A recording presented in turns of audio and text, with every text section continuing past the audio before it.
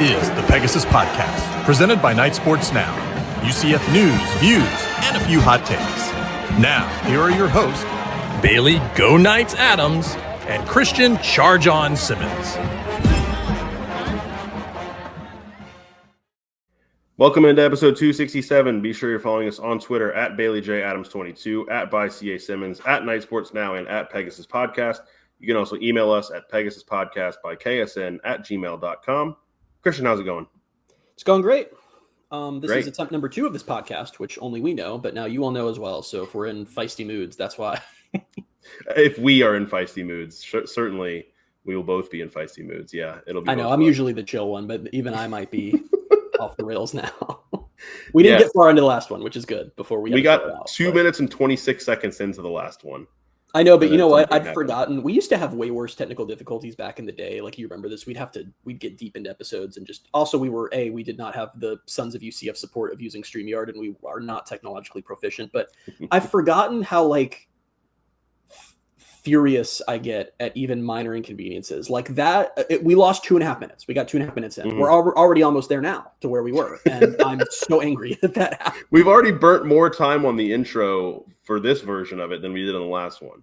Because we had a whole last one was the little joke that I asked you how you're doing. You said good. I was like, cool, let's move on because we've got a lot to get through. And now we've almost gotten to the point where we were like a minute into the first topic on the last one. And here we still are on this little bit of just I don't know what's going on. Just going to go ahead and lock those 3 minutes in the vault with the Mikey Keene starter episode we did a few years ago, and that'll be that. I said this on a previous podcast, I think, when we had – it might have been after one of the post-game ones where we had issues where I think we, again, were explaining – or you were explaining your fury whenever we have technical difficulties. I always feel like it's aimed at me. Like, I always feel like you're angry at me, even though it's not my fault, I don't think. I don't think it's either of our faults. It's just – we're in different cities. Because it will happen. It does feel because you get very annoyed, and I'm like, oh, now he's going to be difficult to deal with, and I feel like he's mad at me, but he's not mad at me. He's just mad at the situation. Well, I have multiple types of anger. I always joke about this with my parents because my mom has very short, quick temper at everything, and my dad's more super even keeled, but it builds slowly over time, and then he'll just lose it. And I always joke with them I managed to inherit both of those. I have the short temper, but then I also have the and something about the technical difficulties, it just gets to me. And within those episodes where we've had to try 2 or 3 times, it's you look at me like I'm about to end our friendship by the end of it, even though I'm not mad at you in any way. You're just looking at my angry face as I try to figure it out. Because then I'm oh, we're starting over, and now it's it wasn't bad because it was 2.5 minutes, but it's all right. Well, now I've got to talk to angry Christian for the next hour. I'm fine. I'm already chill. Ends up okay. We're 3 minutes in now, so we've already eclipsed this lost 2.5 minutes of it. But let's start where we started the previous one. Scott Frost's contract is I said this on the last one. Now I can correct myself. The contract details haven't been fully released. There is now a summary of the contract because we don't have the full thing still, but still it's more than we had. And they dropped it today for a reason, right? So I don't know. This was an odd day to drop it. There was an ESPN story this morning, which we'll talk about later. ESPN did a feature on Frost returning to UCF. I don't know if the dropping of the contract was meant to be in time with that article, whatever, but how long ago was Frost hired? 5 months ago? Nearly 5 months ago now?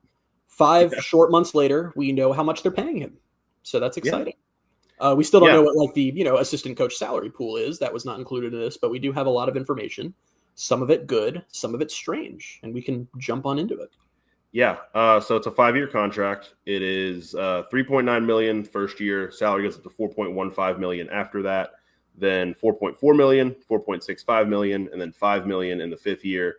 Then there's this weird thing where an additional year is added to the contract for any bowl appearance. Yes. This is, I think, where most of this conversation is going to sit because that's weird.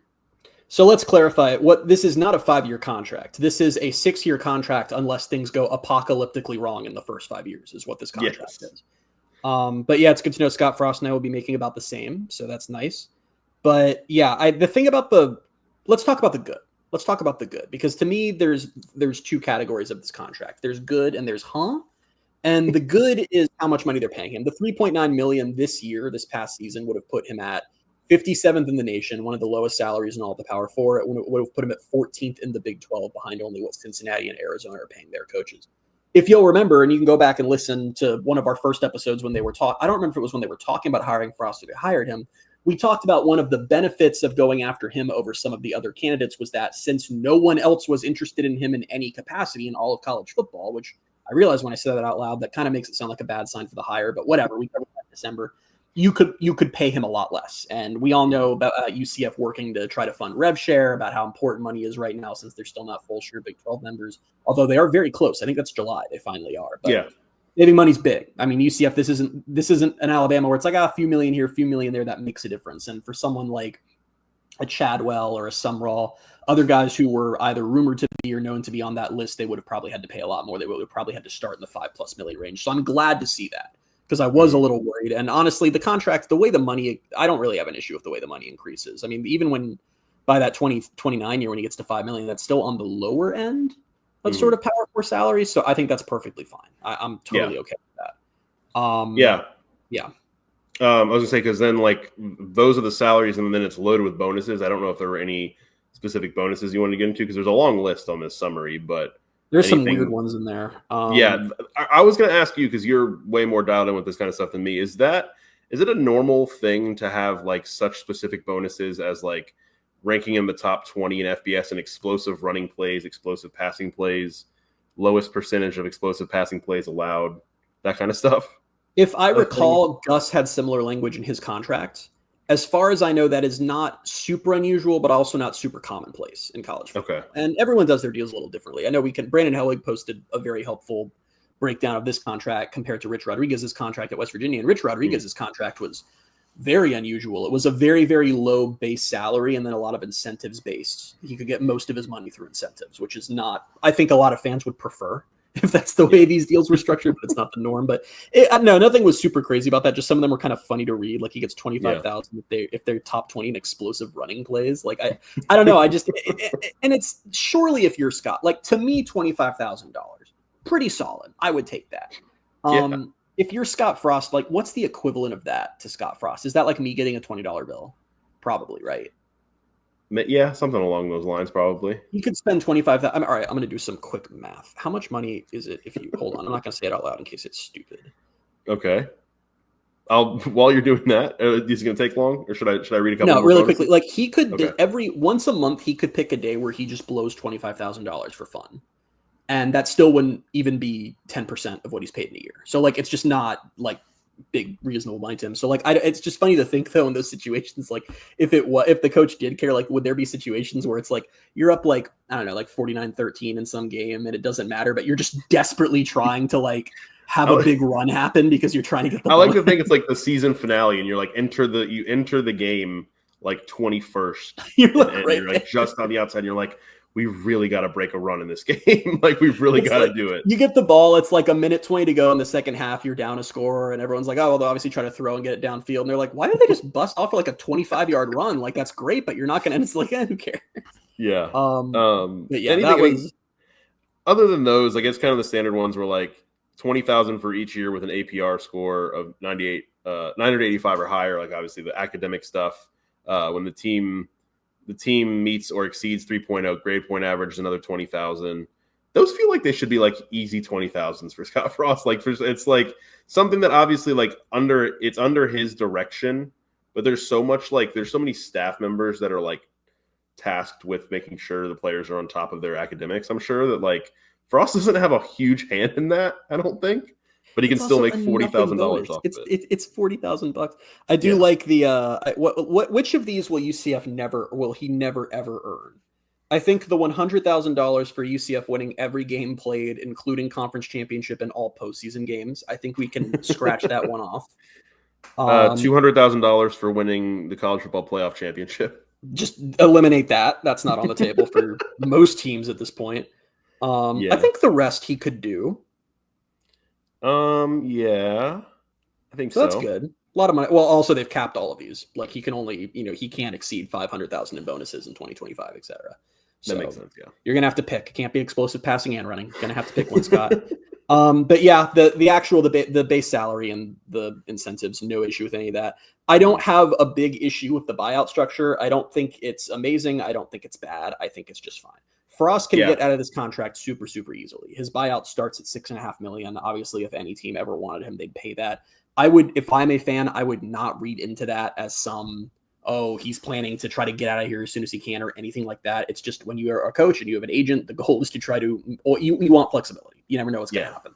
UCF side of the buyout is pretty much exactly what it was for Gus. They just have to pay 75% of the remaining value of the contract, which, I would be about to say is totally fine, except for this very weird extra year that is automatically added to the contract if Scott Frost makes a bowl at any point. He gets a 6th year for $5.25 million. I am very confused, as are many. I've been talking about, like, no one understands what this is or why it was added. I am so confused why this is here. Bailey, thoughts? What is it? Okay, I guess if you're asking me, I'll say, what does it tell you about where, I don't know, this administration or maybe where Frost and his agent think UCF is right now? Because, like, making a bowl, making one bowl game, it gives them another year at $5.25 million. Like, were they not, is that something they're not expecting? Or are the expectations that low to where they're like, all right, if he gets us to a bowl at any point, like, he's done his job? It's like, I would think you'd set it a little bit higher than that, but the only thing I can think of, and this is not anything, this is my theory. I have no idea. Maybe we're missing maybe everybody, I'm not even gonna say us, everybody's missing something obvious, but the only thing I can think of is this some kind of acknowledgement of what we've been saying, that this is very much a year zero? Like, is this their workaround for that? That, like, they hired Scott Frost after signing day and they had just shuttered the kingdom, and it was just kind of like, we're going to kind of mulligan year one, and just, if you make a bowl, you automatically get another year on the contract with some better money. I don't know. I think I like that theory. Like, I think that, I mean, I don't know if that's what it is. I think that's the best way I could explain it right now, with the, like, in the absence of, like, an actual explanation. Maybe that is it, but it would make sense, right? Like, because it would be kind of funny if you just did it this year. Like, if they let's talk about that. Let's talk about that, because my issue with this, and why I think it's a really not a good feature to have in this contract, is that if things go well, no one cares. It doesn't matter. It extends the contract year or whatever. If things don't go well, this could come back to bite UCF in a dramatic way. So say, for example, because I'm assuming that, like, there's nothing that can happen in 2 years where they'd fire Frost, right? It would always be that 3rd year, right? Unless they so let's just stick in reality. It would be 3 years. Say UCF misses a bowl 3 straight years, which but you never know. UCF have to pay $7.2 million to get rid of him at that point, which UCF will have been full share members for a couple years at that point. That's still a little steep, but it's not horrible. Let's talk about the nightmare scenario that UCF has somehow created. That it's not likely. I'm not saying this is what's going to happen, but I think it's really cool that they have, for no reason, put it on the table. Say that they go to a bowl this year. Say they go 6-6 and they make a bowl game. Frost earns, just like you said, he earns that additional year on his contract. Then what happens if they stagnate? What if they go 4-8 next year? And what if they go 5-7 the year after that? If he had gone 6-6, 4-8, 5-7, he would have to be fired, right? You'd think so. Yeah, well, they'd have to pay him $11.2 million, right? Which is close to what they would have had to pay to get rid of Gus. And my issue with this is that I don't understand, and I want to be very clear that I acknowledge that is not the most likely outcome, but I also think we have to be clear that that is a very on-the-table outcome, that through 3 years, just treaded water and it's time to move on. Because I had a similar thought, but mine was even, like, I guess more generous, if you could call it that. What if they just go 6-6 4 years in a row? Like, I don't think you would consider that working. No. You'd definitely be firing him after year 4 if they did it again, but yeah. I think it's crazy that when you just take a step back and think about what this contract is, and I know this is not the most likely scenario, but UCF has structured and signed a contract where the head coach can go his first 3 years without a winning season, never recording a winning record, and the school would have to pay $11.2 million to get rid of him at that point in time. And this is a contract for a coach who is unemployable by 67 of the 68 Power 4 schools. This is a coach who, not even like some would think about it, like this is the only job he was eligible for at this point in time. And they have given him a deal where he can have a losing record. He can never record a winning record for 3 straight years, and it would cost over $10 million to move on from him. I know that is not a likely, like the most likely scenario. I'm just confused why it feels like in this era, we always have to have the thing. where for some reason there is just this random complication that puts this doomsday scenario on the table and now you have to worry about it. I don't get it. I don't understand why they did it. I don't either. And I mean, it's like, even like, just to be more specific, even you saying like they could have a losing record, like he could do what he did in year one in 2016. They can make a bowl game this year, but lose the bowl game, go 6-7, and that automatically triggers another year at $5.25 million. Still, again, like it's not the $5.25 million that's crazy. It's just the fact that it's an extra year, and it's that the buyout on UCF side escalates that much more. I have a new theory. It doesn't make sense. Well, okay, let's hear it. I just came up with this right now while you were talking. This is good. I love it. This is so bad. Like, I never ever want to do this. Like, I don't ever want to come up with a conspiracy and then not have vetted it by you or by anyone and then just throw it on the podcast. But I'm worried, but I'm excited. Terry Mohajir signed a contract when he came to UCF because that's what you do typically when you get a job in this field. His contract runs through February 2026. Right. There has been no announcement, any kind, of him receiving a contract extension. Given the way things are going, I don't know when UCF even would have done that. But as far as we know, Mohajir's contract expires in under a year. Do you think there is any chance that Frost and his agents wanted that written into the contract as AD change insurance? So that if Mohajir is not here in a year, the new AD who did not hire Frost can't just get rid of him because if he makes a bowl, it triggers more money in an additional year. Yep. Does that seem, am I crazy? Or does that seem... That doesn't sound crazy at all to me. Okay. Especially like, I was going to say knowing how agents work as if like I really do know. But just like generally, I think everyone could say like you could see an agent wanting that and a coach, obviously, because the agent works for the coach. But yeah, like, I mean, if they go 6-7 this year and whatever, say Terry leaves, Terry doesn't get a new contract. Yeah, it's basically like the new AD comes in and Frost has a 5-year contract already. Because I'm sure if you're Frost and you're excited to come to UCF, sure, but you know that they're having serious conversations of like this AD not get. And like I said, the big caveat here is they could have extended Mohajir behind the scenes and just never announced it. That's totally on the table. So who knows? Yeah. But as far as we know, his contract's up. And honestly, this is a weird spot, assuming that is the case and Mohajir's contract is coming up if you're UCF, because like, do you extend him? You don't want an AD change, not after you've just hired a football coach, but also like, has he done enough to earn? Do you give him like the type of deal he gave Dawkins? That's why I'm smiling. That's why I'm smiling as you're talking, because I'm like, just give him the Dawkins extension where, that was legitimately what I was thinking. Because it's wow, life really comes at you fast. Huh? Maybe you don't want to move on, but yeah, you're not like, oh yeah, let's sign him to a 7-year extension or anything crazy. Like, just kind of like, yeah, we'll extend you a little bit, but I'm going to make it really easy to not have you around anymore after another year. Because let's say that they don't, right? Let's say that a year from today, Terry Mohajir has gone on to somewhere else, and which, like, I don't know. I feel like that's on the table. I don't know if I buy that UCF would straight up try to get a new AD in at this point, but it wouldn't surprise me if they offer him some Dawkins-esque deal, and he's like, I'm seeing the writing on the wall. I'm going to go work elsewhere. I'm sure he could get a job elsewhere. If you're a new AD, you come into UCF and you look at Scott Frost and you're like, what the hell? Why did they do that? Like, if you don't know the history in the school, which they presumably won't, they're going to be probably not super in favor of that. And so I could see how Frost would be in a situation where he's like, I need some kind of insurance here that a new AD isn't going to come in like 9 months and not have my back and be ready to get rid of me. So I want this thing written in that as long as I get to a bowl in one of those first couple of years, I have that extra money signed on in that extra year to buy myself. I don't know. I'm kind of talking myself into I have the stupidest comparison ever to that scenario you just said, where someone else comes in and is like, what does this mean? Remember at the end of The Office when Kevin has been fired and they have one of the new accountants comes in and is like, what is this like symbol? What is this number? And like, it's the number that Kevin made up. I think it was like a 11. And they were like, what is this? And then someone had to be like, yeah, this is what it is. That's what UCF would be doing. They'd be like, yeah, that is a weird thing that's in there, but let's explain. Like, we got to explain why it was like that.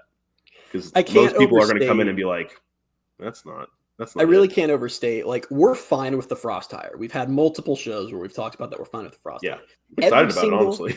Every single human being who does not live in the greater Orlando area saw that and thought that is the dumbest thing I've ever seen in my life. So, like, I don't buy that any new AD they could hire unless it's like promoting someone from within who has ties to UCF would come in and think anything other than that was probably a stupid hire. I can't wait to get rid of this guy as soon as I can. Bring Scott Carr back. Brian White?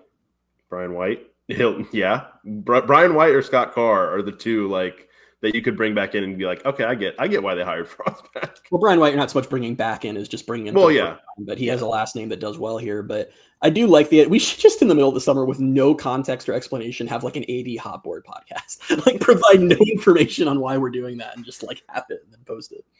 I think we just did that. Those are the two names on our hot board. Those two. I'm trying to think of anybody else obvious. Danny White coming home would be cool.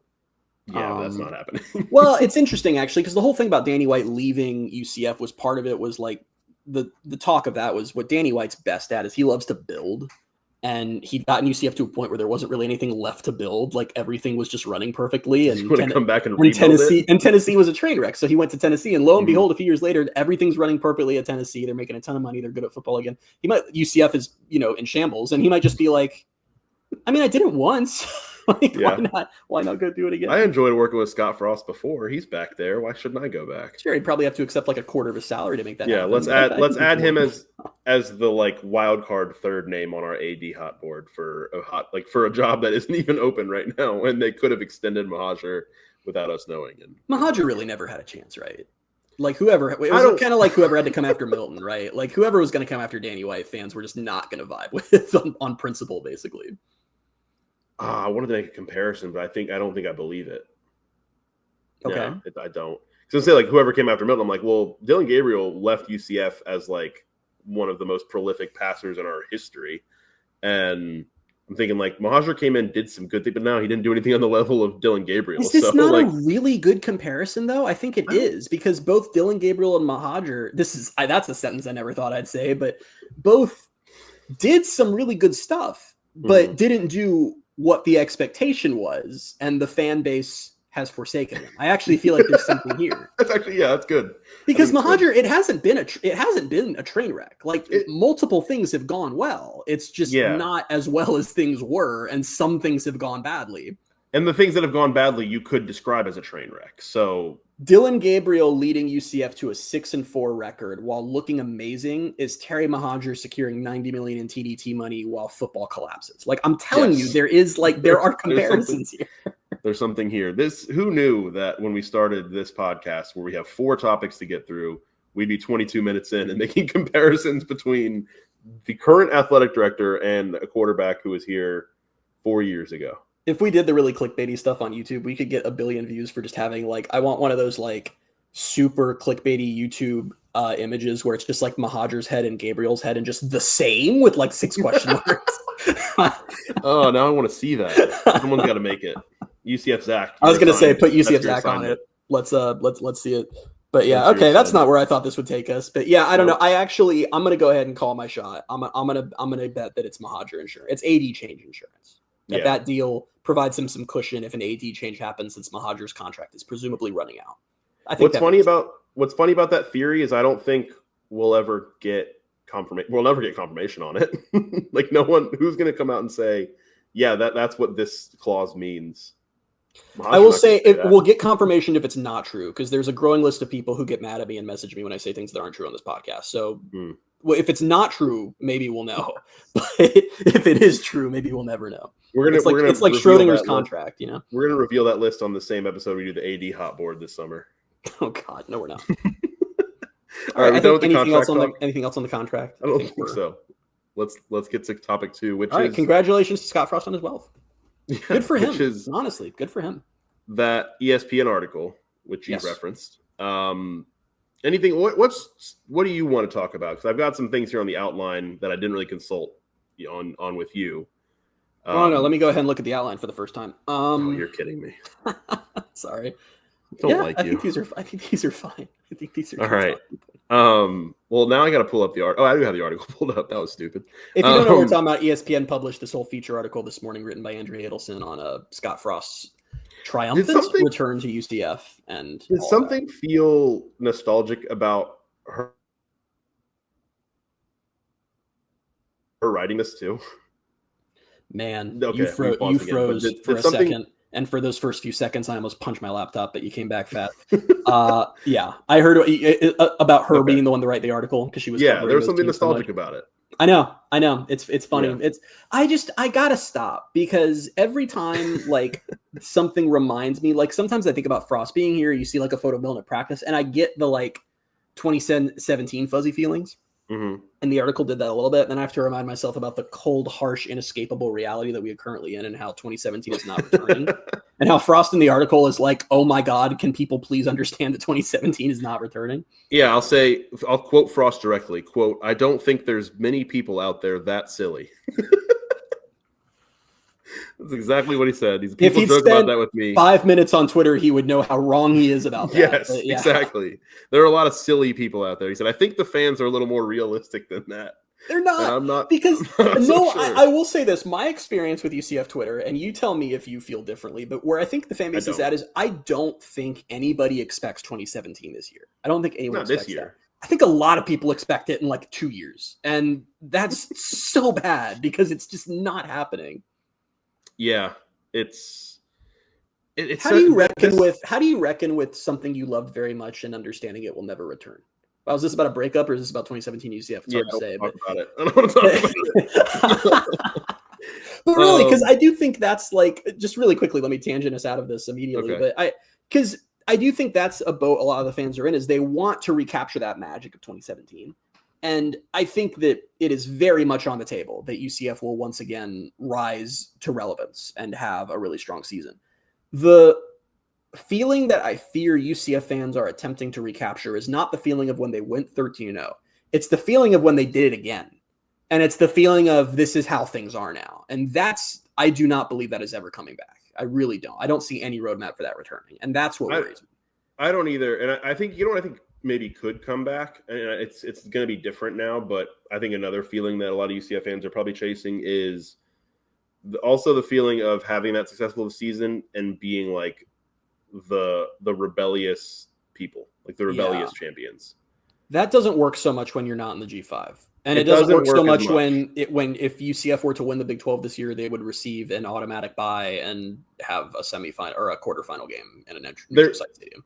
There could somehow be an element of it, but it doesn't work the same. But I think there's more of a path back to that feeling than there is, because I think there's still, and we're early enough into being in the Big 12 to where people are like, I hear it a lot where it's like, UCF's in the Big 12 now? Like it's been 2 years and people are still like, that's not like they're what the people still think UCF is in some little conference.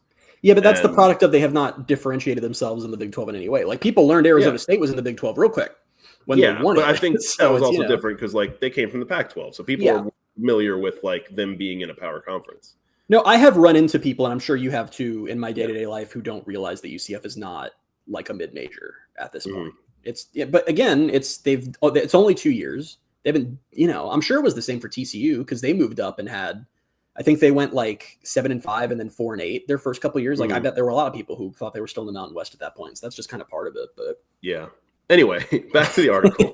Which we haven't even talked about at all, pretty much. Yes. The first thing I wanted to talk about, I just kind of continue to find interesting, which obviously, like we know at this point, things didn't go well at Nebraska. We know it wasn't a happy time for Scott Frost. But just this kind of little section here. How much he refuses to talk about it, I find interesting and kind of just, I don't know what the word is. I don't know, just I guess like intriguing and again, I can't find the word. But he says, this is a part of his quote.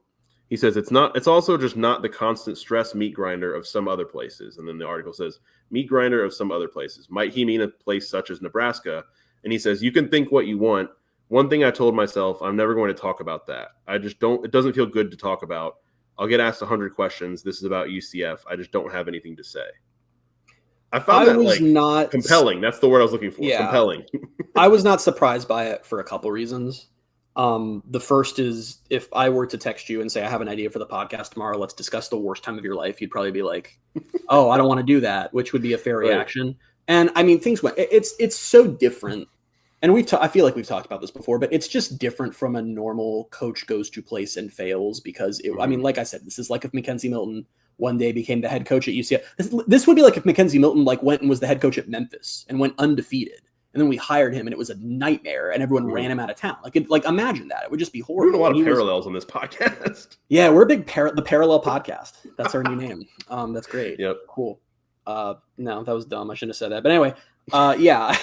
So I think that it's not even like Gus talking about Auburn. This is a guy who kind of lost his home over this. And yeah, that's tough. And at the same time, and the other reason too, is you always see this sort of stuff from coaches, because I think Frost gets, like we get that, from the national side of things, like for national media, for national college football fans, he is more interesting as the Nebraska coach that failed as he is as the current UCF coach. And I think this was probably him trying to fight from this being an article about why Nebraska didn't work and it being an artical of why UCF is going to work. You know, like it's like coaches tend to not want to talk about their previous stop because that's not what they're selling right now. Yeah.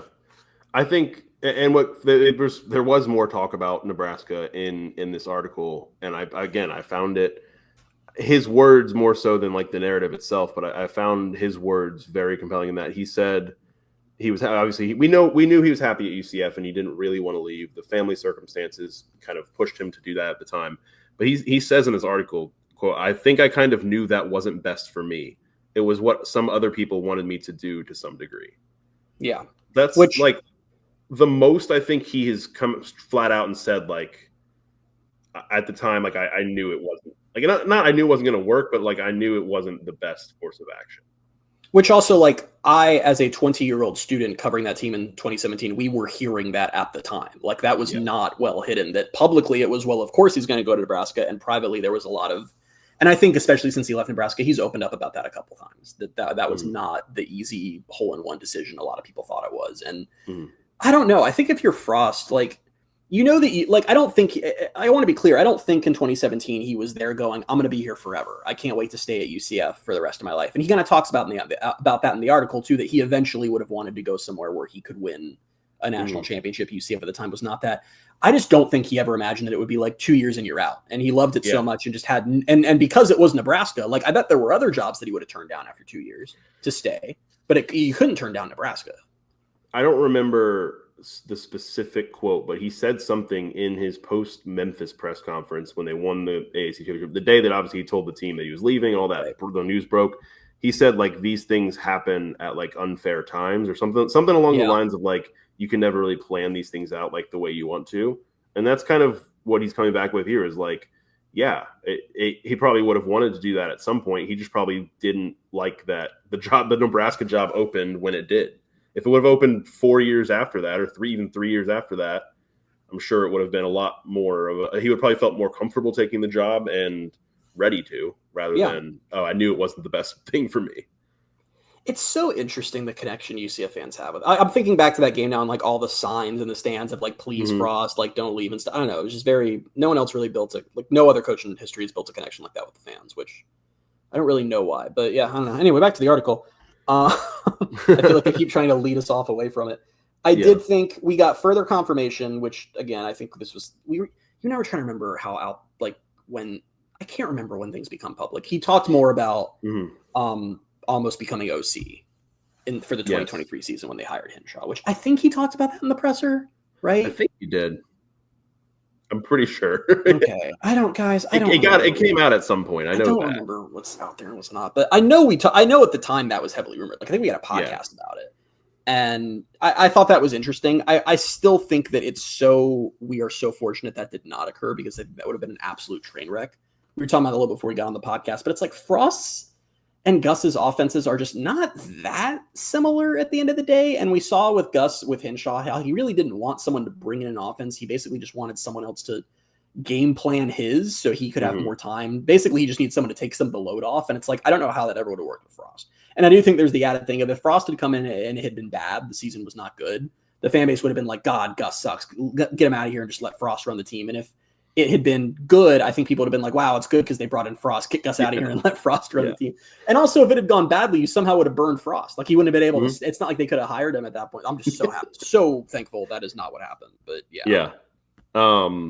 This was it was referenced in the article where it says, though Frost previously worked at UCF under athletics director Danny White, he and Mohajir had a pre-existing relationship. Mohajir said he reached out to Frost after he was fired at Nebraska to gauge his interest in returning to UCF as offensive coordinator under Malzahn, but Frost was not ready.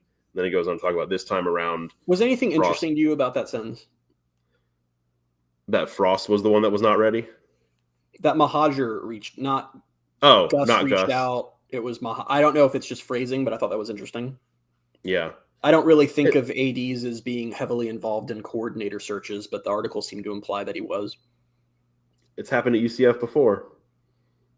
Throwback. Yeah, Danny White, brought in Randy Shannon and was like, Randy Shannon, meet Josh Heupel. You guys are going to coach together, and that's how that was so damn stupid in hindsight. I don't know why. We were excited. We were like, hell yeah, Randy Shannon. Randy Shannon was a great recruiter, and like he had the pedigree, and I don't know. I mean, it went terribly by the end, but like it didn't go bad right away. No, but it went, yeah. No, honestly, it was fine until it wasn't. But yeah. But anyway, this kind of circling back to Frost wanting to get back to UCF at some point. Article mentions how he moved back to Scottsdale after he was fired from Nebraska because his wife had family there. He was connected in coaching in the U.S. Army Bowl, a high school all-star game in Texas. And Mackenzie Milton was coaching alongside him for that game. And this is Milton being quoted. And this is the quote. He said, "It's my goal to get back to UCF one day." And Milton said, "At the time, I was like, I pray to God that happens." And that was 2022. So short, like right after he was fired by Nebraska. It was 3 months. Like, he was fired in September, and that bowl, that like All-Star Bowl thing was in December. But which I said to you, ironically, he then turned down offense coordinator like a month after that, but probably for the best. But it is funny because it's also not like UCF's the only place he's ever been. Like he coached at Oregon for a while before that. It was so clear when he was here how much he loved UCF and how much he loved Orlando. I think that was a huge part of it too, was just living here. And he talks in the article about how excited he and his wife are to like be able to like put down roots and raise their kids here for a while and not have it be like. And he mentions in the article, like if he'd stayed down the NFL track, he could have been successful, and I'm willing to bet he would have been eventually. But it would have been a lot of moving every 1 to 3 years over and over on repeat for probably the next decade, and that would have been fun. So from that perspective, I get it. But yeah, it is very interesting to just. I mean, it's funny how it's this weird like connections thing where like UCF fans were off over here always saying to themselves, "Man, what if Frost hadn't left UCF?" And now we're hearing the other side of it where Frost was always kind of like, "Man, what if I hadn't left UCF?" It's just. I don't know. Yeah. This is going to be such a great story if it works, and so painfully tragic if it does not.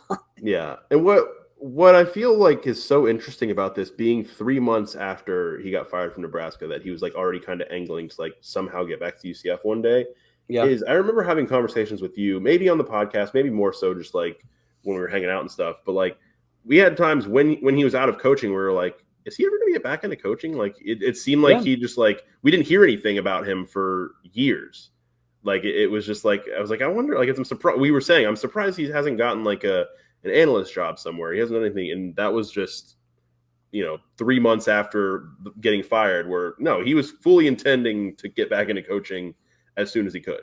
Yeah, well, because he's fired early in 2022, so then you get the rest of that season. That offseason, nothing happens. Then you get to 2023 and nothing happens, and suddenly you're just like, where is Frost? And I think that what's become clear in the time since is that I think the Nebraska situation was just so awful. It sounds like he just was not ready to do that. And that's what he kind of talks about why he didn't take the offensive coordinator job at UCF. I think that situation was just not a thing where you get through that and you're like, yeah, let me jump back in. Let me get back on the horse and try again. I think you just need to get away from it all for a little bit. And he obviously had the money to do that. Yeah. And again, like this, it will all depend, like how this ends up working out will I guess, obviously inform us on what the hire, like whether the hire made sense or not. But like, if he had become offensive coordinator under Gus, it would have felt so forced. And obviously that would be the case considering Mahajer was the one doing the reaching out. But like it would have felt like a forced return. Him coming back after now Gus leaves, like this felt more natural, I guess. It still felt weird. Like it still feels weird even still seeing him in UCF stuff again with like the new age logos and all that. But it makes more sense and it felt more natural than had he just come back as offensive coordinator, because there would have been some triumphant. It would have been a huge deal to UCF fans, but it would have been weird where, like you said, like the dynamic would have been way off. Yeah. So, and you know what? This was the only window too, because if Gus stays, or like obviously not if they went 4-8, but say they were just a little better and Gus stays another year or two, then Frost is into that NFL track, and that's kind of it. I think it made sense now. I don't think it makes sense if he'd been doing the NFL for 3 years. Well, it made sense is relative. We're not sure if this made sense, but I do feel like, and I will very quickly revise this in a couple years if he gets fired and it didn't work out, but there is sort of a weird sense of almost just like, yeah, this is kind of a wild decision, but also like, didn't UCF just kind of owe it to UCF to see if this would work again? You know, maybe that's dumb. There's sort of I'm not directly, but there's sort of a reference to that in the article, in that like it just worked with Frost at UCF. It didn't work obviously at Nebraska, and it said like it talks about how he reached out to the Nebraska athletic director Trev Alberts to like get an understanding of what happened there. And Mahajar's quoted in here as saying fits are a huge piece and not everybody fits. Yeah. But he said he felt like once he met with Frost about this opening, like it made sense to him, and it made sense for where UCF is right now. So like that is and I guess that's probably what we have to cling to as far as hope, is that like maybe the fit here with him being in Florida, him, you know, having access to the kind of speed he wants for his system, all that. You know, he feels at home. He feels like he's not in a meat grinder. Like maybe the fit is just perfect, which is so weird. It's a weird thing to think about, because it's like, well, then at some point in 4 years from now, 5 years from now, is he going to try to take another job, and is he going to fail somewhere else because the only place he fits is UCF in Orlando? That would be funny. It's a weird little dynamic there is, but I'm happy about it, I guess, for now. The thing I want to point out is Nebraska's 12-13 in the two full seasons since he left. It's not like that he was holding them back severely. Like he had to go, obviously. Yeah. But and they've also continued to lose a bunch of one-score games. That's happened again. I don't know. I just that's a really hard job. And when what we said, and I would talk about this with you and on Night Sports, not the time when he left the first time around, was that I thought it might not work. I honestly thought it might not work because Nebraska, that job didn't have anything to do with the UCF job. Like they were just completely different worlds. And what freaks me out a little bit is, let's be real, that's kind of how I feel about 2017 UCF versus 2025 UCF. And I do think that they're not so completely different that it's like there are no similarities. Like, yes, the access to talent is still very good here. There's still the whole trying to keep guys home. I mean, the portal has changed some of that, but it wasn't landed a bunch of 5-stars and he was here last time. They were just really good at evaluating and finding local guys who could play well. So, and I think Frost is a good game day coach. I think we saw that. I think Nebraska fans would heavily contest that given what happened there. But again, it's continued to happen since he left. So I don't know. I have little moments of clarity sometimes where I think about this. And I kind of had it when I was reading the article where I'm just like, this might have been really stupid.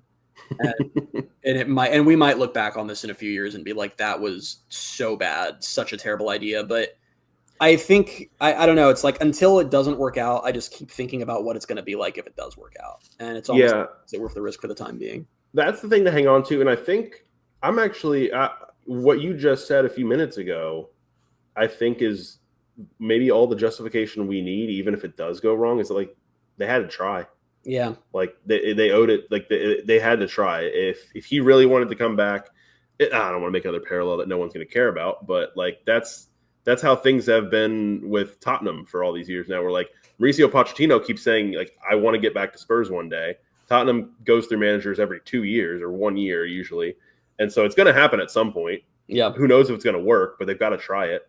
It's what UCF had to do with Frost. It's true. And it was this very weird window where it kind of worked out. But like I said, I don't know. I feel like I'm at the point where just no outcome would surprise me. I feel like the whole spectrum of possibilities are on the table, both in terrifying and fun ways. But speaking of the spectrum of possibilities, should we talk about Frost also laid out kind of what he thinks UCF's ceiling is in the article? And not to, it'll sound familiar to you. Not to talk about how smart we are, but it's kind of the exact same damn thing we've been telling you guys for months that some of you keep pushing back on because you're losers. But anyway, go ahead, Bailey. Yeah. So I'm trying to find it, make sure it's here. This was an interesting quote from Mahajar, and this kind of leads into like the end of the article. But Mahajar says, based on what I'm seeing right now, it will absolutely work. But I don't really look at it as working again. It's not again. It's will it work, because it's a different era. And then it says, to that end, Frost says success is not recreating 2017 and going undefeated. Rather, Frost said, if our group can help us become more competitive in the Big 12, and then from time to time compete for championships and make us more relevant nationally, I think we'll have done our job to help catapult UCF again. And that's the answer. Guys, that's what this conference is, and that's what UCF is in this conference is. I think, and he's exactly right. I will be happy with that if that is what happens. is that UCF, I think UCF ceiling, and Frost does too, we're both smart guys, is if they are in most years in the 7-win to 9-win range, and once maybe every 4 years they break out for 10 or 11 and have a playoff season, maybe win a game, that's for the time being, that's the ceiling. That's the ceiling for most programs in this conference. That's the ceiling for most, that's above the ceiling for most Power 4 programs, period. That's true. Outside the Blue Bloods. And I get flustered when I say that. And some of you guys, I see it on Twitter and the YouTube comments cringe and are like, that can't be the best we can do. And it's that's really good. It's never going to be undefeated on repeat. That's not the standard for anyone anymore. It's not even Alabama. No one's doing that. So why do you think UCF is going to magically be able to figure out and do it? Especially in the Big 12, that makes no damn sense. I tweeted earlier, I thought John Kurtz, who covers the Big 12 really well, and is a great Twitter follow, and I highly recommend. He tweeted a few days, or this was a week ago now, he tweeted, how would you rank the top 3 football programs in the Big 12 right now? Not asking for who was best last year, just best overall program. And my take was there's a 16-way tie for both first and last place, because I just think they are all completely interchangeable. And I started looking at stats, and it's in the last 4 years, in literally just one full cycle, the last 4 years, 11 of the 16 teams in the Big 12 have won 10 games, and 13 of them have missed a bowl. It's this is just what they all do. It's just there are good seasons and bad seasons. TCU played for a national championship and then went 5-7. Arizona State went 3-9 and then went to the playoff. It's consistency is not on the menu in the Big 12, and the Sooner fans realize that and make peace with that. As long as you're not having nightmares, don't have what UCF just had these past couple of years. But if they're winning 7, because the other thing about the seasons where I talked about where most years they're going to be in that 7-win to 9-win range, those can be fun years. Mm-hmm. You don't it can't be they either made the playoff and won playoff games and the season was a failure. If UCF goes 8-4 one year, they beat a couple top 25 teams, they're in the playoff, they're in the Big 12 title hunt, and they fall short towards the end. Fine, that's okay. Mm-hmm. It's okay to be hey, that was still fun. I want them to do better, and they will next year. That's okay. It's wild to me, with the spectrum of results we've seen over the last couple of years, just 2 years into the Big 12, that it seems like a lot of UCF fans haven't realized that we are now in the conference of chaos. That is what the Big 12 is, and it will continue to be that. So when you're in a conference of chaos like this, you're not going to be the undefeated powerhouse team every year, because that doesn't exist in this conference. And it's not even just the Big 12 is an extreme example of it, but go look at the ACC, go look at the Big 10, go look at the SEC. There are the literal blue bloods of the sport, and then everyone else is kind of just trying to do that. Yep. And even the blue bloods, it's not always that easy. And some of them, Alabama just missed the freaking playoff. Yeah. And I think, what I think maybe some UCF fans, I don't want to say trick themselves into, but kind of is that they see that there is not that big powerhouse program every year in the Big 12, and they say, well, UCF can take that mantle. Yeah. I just don't know if that mantle even exists for anyone. But that's an interesting point, and I think that's a fair point. And Brett Yormark, this was last offseason now. He went on one of the Athletics podcasts, and they were talking about how the conference is so fun. The Big 12, the reason the TV ratings have been really good, the reason that it's good for gambling is because the conference is so unpredictable. And you had, what was it? It was the last day of the regular season. There were 9 teams who still had a path to the championship game. It's fun, but Yormark talked about how he said, while that's fun, we do need some teams to become the teams that do that every year. And he talked about how, and he's right, is that I'm gonna start using my words. I'm gonna stop saying he's right and this is what I think. But it's building off of that is the college football regular season is a lot of fun. And it's cool that the Big 12 is unpredictable, but conference reputations and conference standings and the wealth that they get in the future TV deals and the respect, that's built in the postseason. And the Big 12 is very fun, but I got to tell you, if we fast forward 5 years down the road and 5 different teams have won the Big 12 championship and 5 different teams have lost in the first game they play in the playoff, it's not good. It's not good. They gotta, and Arizona State, I know they came a 4th and 13 away from going to the semis, but it's someone does need to step up. And if you're a UCF fan, you want to hold on to, I think that will be us. I think that's fine to think that. I don't agree with you because I don't think UCF's in position right now in any way to be that. I think if anyone was going to be it, it might be Texas Tech, since they're just committed to spending an SEC team right now. But who knows? That's fine to hold on to that dream, and maybe it will be the case down the road, because I also don't think it's ever going to be just one program. It wouldn't surprise me if let's say these teams stay together, which also you never know if realignment. It wouldn't surprise me if a decade from now, 3 of them have accounted for most of the Big 12 titles. I wouldn't be super surprised. So maybe.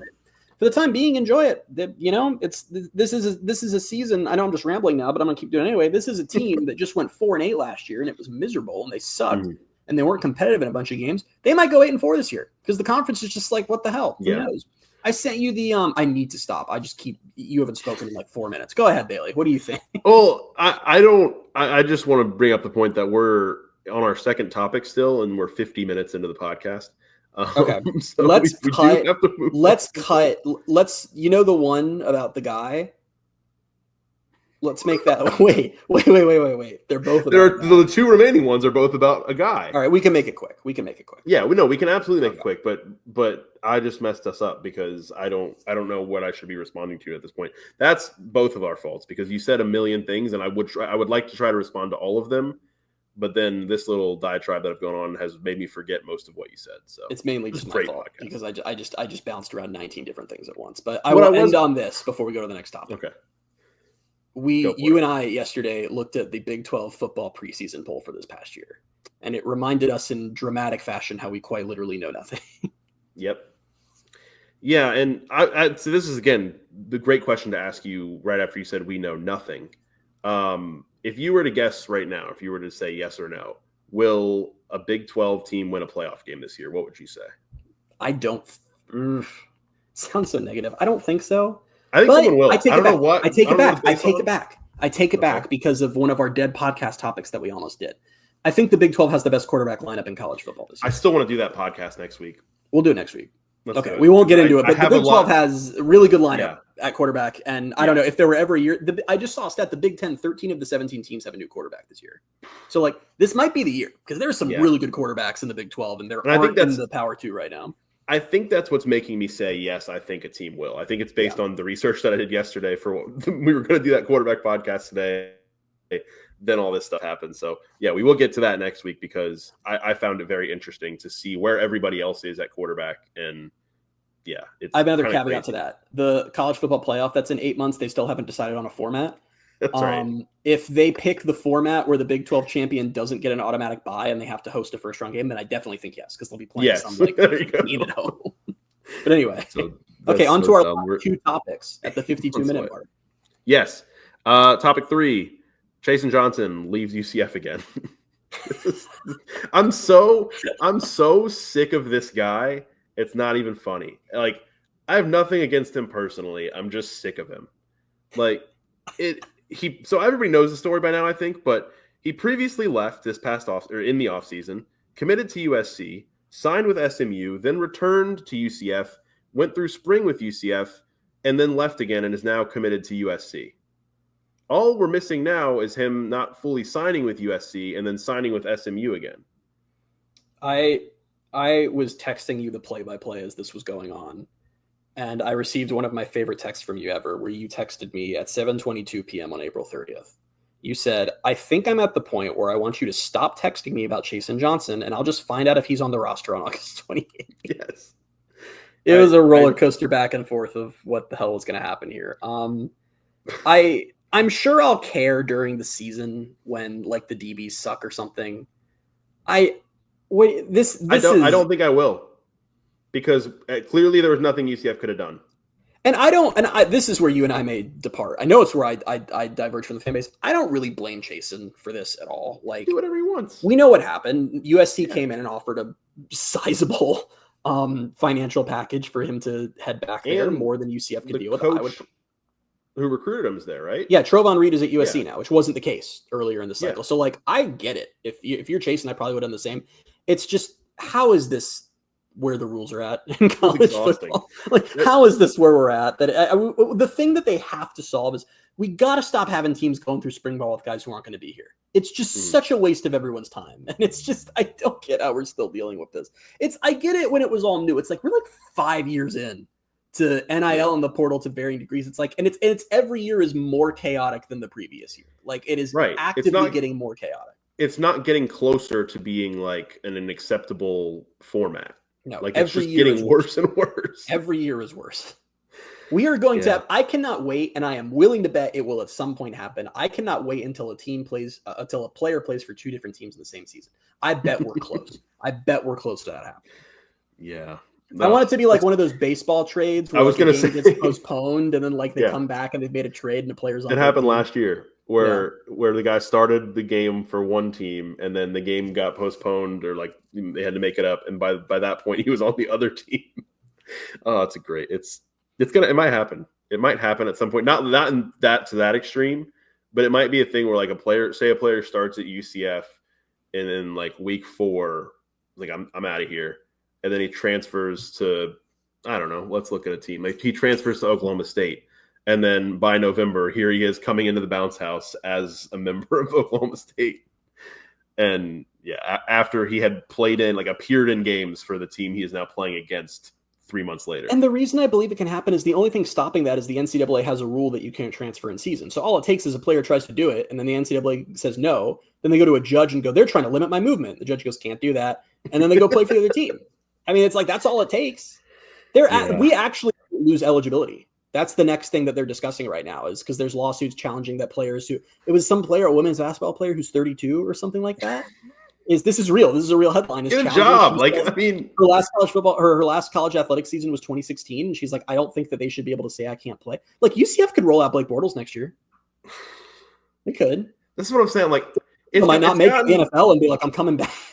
The long running joke, obviously, for people on Twitter, I've used it too, is like quarterbacks or whoever players that are on their like 5th year, and like I'm just like, go get a job. Like you're done. Get a job. This is the most extreme version of it yet. Somebody who probably has had a job and is now like, I kind of want to go back and play college athletics again. But the funny thing is, because I should be able to. At least for now, they do have to like go to school to be on the. You're just gonna have to. Like I'm not like I know some people go to school late in life and that's great, but like you're going to school to go to school. They're going to school to get their like 9th degree. Like they're just like it's like you have to earn. Like it's like you could have players where it's like they just got their 10th master's. Good for them. Just so they can play another season. That's crazy. It's a disaster. All right, we done with Trace and Johnson forever? Yeah, I'm gonna hot take you right now. Let's not do this next one because if we're gonna do quarterbacks next week, we can fold it into that. So just make this part of the news and we'll get out of here. Cool. Let's do that. Yeah, I like that. Football news. Ethan Barr got an invite to Titans rookie camp, so that was kind of some cleanup from last week. We talked about the draft and all the different invites to camp and undrafted free agents. That was the one that kind of came a little later. Then UCF had a couple of transfers commit to play for them this year. Virginia Tech linebacker Jaden McDonald and App State tight end Max Drag. I haven't looked a ton into him, but Jaden McDonald seems like a pretty decent deal. Like that seems pretty exciting. Yeah. From what I've looked at. I'm just nodding my head and saying, yeah, honestly, haven't looked into him at all. It's been a busy week. I was kind of hoping you had. Yeah. Excited for him. Good name. We'll talk about him when we get to our roster preview. Assuming he's still here, assuming he doesn't somehow find a way to transfer to USC. Have you ever seen the movie The Founder about McDonald's?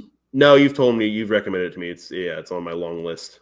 It's about the guy who stole McDonald's and hit one of the like lines in the movie. I'm spoiling a 10-year-old movie, so sorry if you're it's 10 years old. That's on the McDonald's brothers who made McDonald's are like, why didn't you just make your own version? Like, why did you have to like come in and steal ours? And his whole thing was he was like, because it's the name. Like McDonald's is just the perfect name, and it's like it would never have worked without that. And then I like see that guy and it's like Jay McDonald. I'm like, good name. Like I think McDonald is just like a solid name, you know? Yeah, I guess so. Last bit of news that we will get more into next week with the quarterback topic, but 2026 quarterback Kane Archer committed to UCF.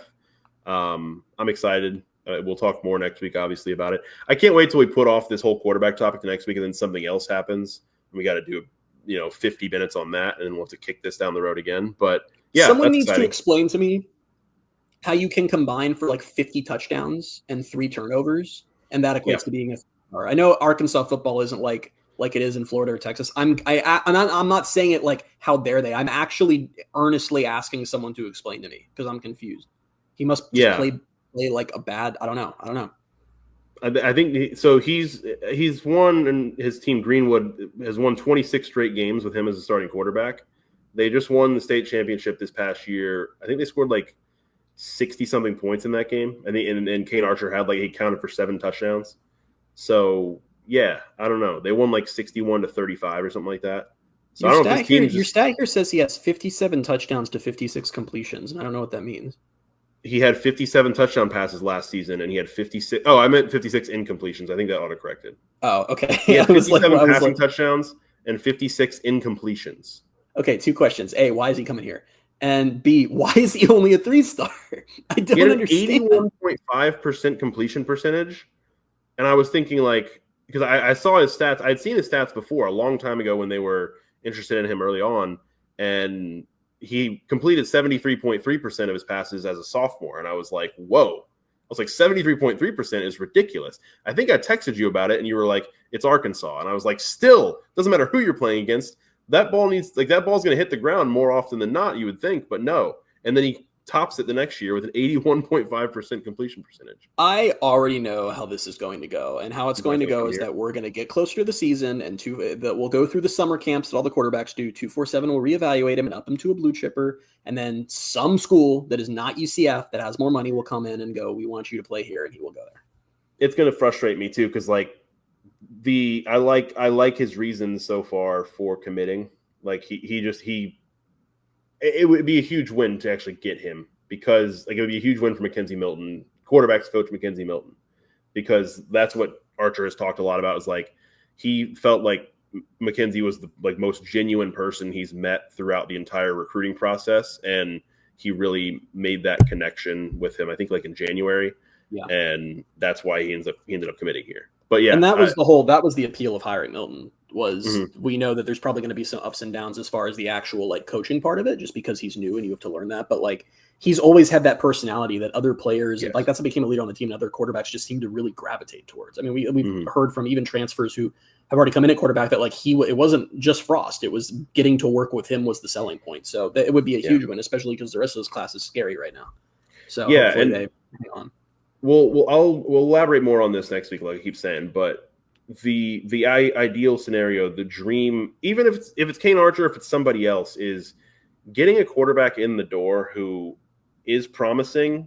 And I know the whole idea of a multi-year starter, especially like at UCF, might not feel realistic, but when you've got a good quarterback, you can allocate a lot of that NIL money, the retention money that we talk about. It can go to the quarterback. Yeah. It should go to the quarterback. And we've seen some other teams in the Big 12 be able to do that. And UCF just needs to get a guy in that they can do that for. Because you can, like, believe it or not, you can retain a quarterback. But right now, like, there hasn't been a quarterback UCF has really wanted to retain. Guys, Josh Hoover, TCU's very good quarterback. Tennessee just tried to give him stupid money to go to Tennessee, and he said, no, I'm going to take the less stupid money to stay at TCU. Like, you can do it. Mm-hmm. You can do it. By the way, Kane Archer, a year ago today, he was a 4-star. He was a 247 composite 4-star. He's bit by bit, no big drop, just sort of drifted down to being a 3-star over the last year as they update their rankings. Yeah. I had all this on here just because I thought we were going to do a full topic on it, and it turns out we're kind of blowing it all anyway. But we'll keep it going. He had 24 offers, and some, like, he had Arizona and Utah from the Big 12. He had A&M, Tennessee, Ole Miss, Michigan, Florida State, Arkansas. Some of these obviously varying degrees of interest. I think some of the ones that he picked them. I just read about this earlier. I forget who exactly was in the finalist group, but I believe Arkansas was one of them. I want to say maybe Louisville was another one. I wonder if I still have the article up. Yeah, I do. But yeah, I mean, it's not like we always hear that like a team or a program doesn't get a guy and they're like, oh, he wasn't a take anyway. Like we offered him, but we don't really care. Like it seemed like there was some significant interest in him. He started getting some of these offers when he was in 8th grade, by the way. So that's hilarious. That's crazy. But it looks like it was 247's kept him consistently at 85 rating on there because the composites, everybody they haven't moved him in a long time. It looks like it was Rivals that dropped him. Rivals had him at the number 219 player in his class, and they dropped him to 242 over the summer. I don't know what On 3 did. So I don't know how that happens. This is where you guys have to like take recruiting with a grain of salt, because now that Gus is gone, we can go back to being like the rankings don't matter. It's like it's generally like it's there are parts of it that make sense, but it's the thin lines in between, right? Like someone is a 5-star, they're very good. Someone is a very, very low level 3-star, they're probably not going to turn anything. And it's like there's this weird range where everyone, it's like one service ticks you up a bit, and that can jump you like 50 spots in your class. So it's just kind of like, I don't know, it's hard. There's a reason that this is all kind of crapshoots, but yeah. Yeah. So Hayes Fawcett from On 3 had him committing to UCF over SMU, Arkansas, and App State. So I guess later in the process, maybe some of the bigger ones like weren't as much in. But Arkansas, Michigan, and Missouri all verbally offered him when he was in 8th grade. That's just imagine being an 8th grader and being that good. The blue bloods and stuff, all those offers are fake. Like that must have been really cool for him, but like it's not like they had to honor any of those. I also feel like, well, we're not going to like psychoanalyze the player, but I'm just like, man, that cannot be like healthy for an 8th grader to be like having to deal with that, right? Right, but and then again, this was probably it was a glowingly written article, but it was like it was Yahoo Sports. It was like 5 things to know about Kane Archer committed to UCF. I think it's his high school coach was quoted in there saying like the way that he dealt with all of that as an 8th grader was like, he said that was extremely impressive. Like it was, he's always stayed very even keeled and very like, I got work to do. And do you ever wonder what we're doing here? We're 2 grown men talking about how an 8th grader handled himself. Like when he got offers, like it's like college sports is so weird. I just don't think that like stupid, but I love it. I always I forget who was at the Athletic. I think it might have been Aria Wasserman when he was still there who talked about it's like you just have the moment of clarity where you're like, it's like my life hinges on what a 17-year-old is going to decide to do with their life. Like it's just like it's so ridiculous. Yeah. All right, we'll move on. We'll come back to Kane Archer and the quarterback conversation next week. Game of the week: UCF softball begins their Big 12 tournament run on Wednesday. They swept Kansas this past weekend. To finish the regular season 32-21-1. They went 12-12 in Big 12 play. They are the 7th seed in the tournament. They're playing Utah on Wednesday at 6 o'clock. Utah is 13-39, 5-19 in the Big 12. They're the 10 seed. A win would mean playing number 2 seed Arizona, who is 43-10, 17-7 in the Big 12, in the quarterfinals on Thursday at 5 o'clock. So hoping for a multi-game run, hoping for a dream run and somehow finding a way to win the tournament. That'd be great. But their resume is strong as it is. And I think, a win, and especially 2 wins, would put them firmly in the tournament again. I think I said earlier this year, if they make the tournament, it'd be the 5th straight year, which with a team that lost a bunch of program legends after last season. So very impressive stuff. Tweet of the week. Tweet of the week. Don't have one. Cool. Bye. Gonna let you guys in on a little secret. I think tweet of the week is gonna go away for a little bit. Oh, this is news to me. Yeah, it's too hard in the off season. Just not enough. It was easier when UCF was better because they would get in fights with their fan bases and stuff. There's just not always a lot going on. So I think tweet of the week might be moving to being an in-season event, and off season we may have to spend our last few moments with you differently. So we'll think on that. Sounded very sad. We're gonna die. Our last few moments with you have to spend it differently. Let's go all the way back. For those of you who've been listening to us for 4 years, which the first thing I have to say to you is get a life. The second thing is that remember the first thing we ever had. Bailey did not like that I said that. The first thing we ever had to do was no one hates their listeners more than us. I am like two tracks for those of you if you're listening to this and you've actually been here since the start. Track number 1 is genuinely honored and touched that you've been with us for 4 years, and I'm sorry. And track number 2 is like, I don't know how you got through it, because like some of the early ones were rough. We did not know what we were doing, but we appreciate you all the same. Often don't feel like I still know what I'm doing, but maybe we don't. We used to have uniform trivia was the first thing we ever ended the episodes with. You would have to name a random game combo. Let's just do that. What they were for 21. SMU in 2021. That was the game I was in Washington, D.C. for, so I only watched the first half. White, black. I love that you got it right. Yep. Good job. There you go. Helmet decal? That's the one with the little speckled gold knights, script knights. Yeah. Yes. That. Oh my God. Okay. This is all right. Wow. That just made my day. We started this with internet issues that made you hate me as a person, but not really. And we've ended it with you being very proud of me and it making your day. What a full circle moment. My heart is very full. Let's get out of here before anything bad happens. We'll be back next week with episode 268. Until then, you can find us on Twitter at BaileyJAdams22, at @ByCASimmons, at Night Sports Now, and at Pegasus Podcast. Thank you guys so much for being with us, and we'll talk to you next week. Bye, everybody.